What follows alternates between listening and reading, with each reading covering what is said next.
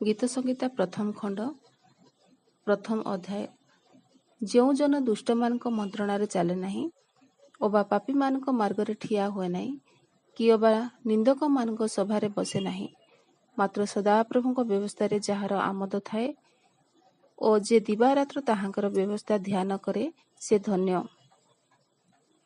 ଯେଉଁ ବୃକ୍ଷ ଜଳସ୍ରୋତ ନିକଟରେ ରୋପିତ, ଯେ ସମୟରେ ଫଳ ଉତ୍ପନ୍ନ କରେ, ଯାହାର ପତ୍ର ହିଁ ମଳିନ ହୁଏ ନାହିଁ, ଏପରି ବୃକ୍ଷ ସଦୃଶ ସେ ହେବ।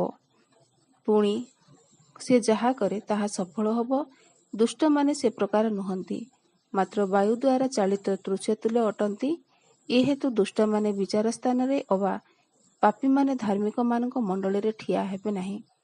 କାରଣ ସଦାପ୍ରଭୁ ଧାର୍ମିକମାନଙ୍କ ପଥ ଜାଣନ୍ତି, ମାତ୍ର ଦୁଷ୍ଟମାନଙ୍କ ପଥ ବିନଷ୍ଟ ହେବ।